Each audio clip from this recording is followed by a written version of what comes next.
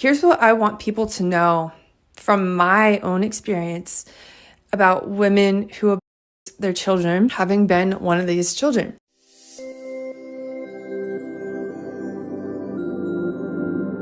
Hi, I'm Maddie, and welcome back to the Anti-Alienation Project, or welcome if you're new here. I talk about all things related to a certain form of severe psychological abuse that I went through for 20 years, known as parental alienation. Parental alienation usually happens during custody dispute or a divorce, but not always, and it really entails one angry parent manipulating their child to reject the other loving parent. This is a healthy, happy, loving parent-child bond that is destroyed by the other parent because they want to hurt that other parent. They want to isolate the child and control the child. This is what happened to me. I figured everything out about 2 years ago.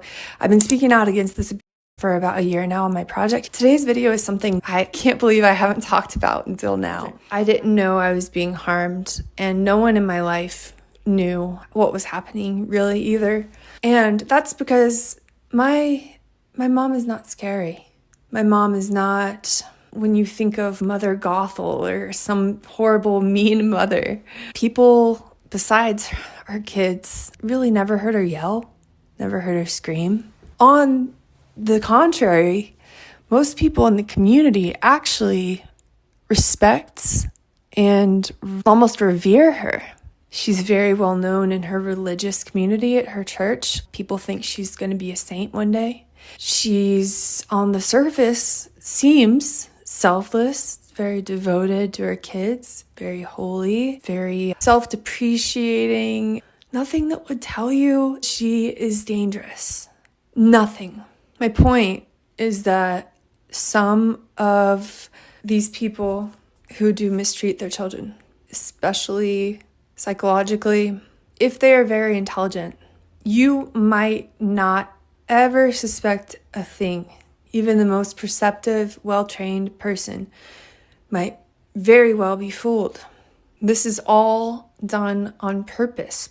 People in the community think they're just amazing people. It's Jekyll and Hyde. They're two different people. And when you're a kid going through it, you know that people think your parent is awesome. I can't even tell you how many times I had people come up to me and tell me how lucky I am to have the mom I have. They need the whole world to think that they are amazing. I always knew if I told anyone about anything that my mom was doing, was saying, how she was treating me, I didn't think they would believe me. They wouldn't have believed me. I was right. They would not have believed me.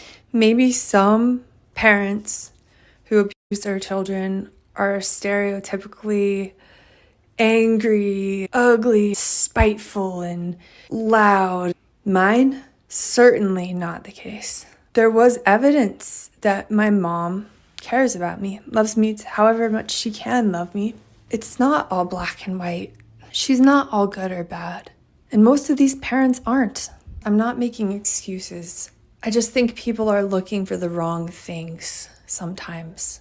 When it comes to protecting children, some of the parents that you might think are the most involved, the most devoted, might actually be obsessed, might actually be suffocating the child.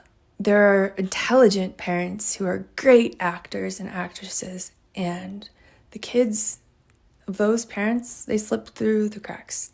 That was me. My mom is highly intelligent. She's well respected in the community. She's thought of as a very selfless, devoted, holy woman. You wouldn't meet my mom and think she's a monster. You would meet my mom and you'd probably like her. Yet, what has she done? She made me believe my dad doesn't love me for 20 years and then deny it in front of my brothers. What has she done? She's done all types of abuse on me. In the name of God as well. This is not a pity party. I don't want anybody to feel bad for me. I'm trying to tell you something, and that's just that I teach my own kids not to trust all adults. You have to earn trust. Trust is earned, not given freely. But I think that's what I would like people to know today. Most of these quote-unquote monsters, they don't look like monsters at all. They look and act like regular people, sometimes even good human beings, selfless, holy, whatever. It's a mind trip. So please, therapists, doctors, teachers, friends, family members, everybody, please dig a little deeper. If the child's behavior has suddenly changed, if the child you know has suddenly become someone you don't know, there is something going on. And even if that parent that the child is living with seems like a loving, selfless parent, please look deeper. These parents know what they need to look like to the outside world to maintain the facade inside their home. They know what they need to look like. This is not a mistake. This is not just something that's happened by mistake. People think they're awesome because they just are really nice. Like, that's not how it's happening. This is all very carefully contrived, constructed by that parent. It's their false self that they show to the world. And it's really disturbing being a child watching that. Because the person that other people see, a nice person, that selfless person, that funny person, it's not who they are inside. It's not who they are when they're alone. It's not who they are when they're just with their kids. A lot of these parents that mistreat their children are two different people inside and outside of the home.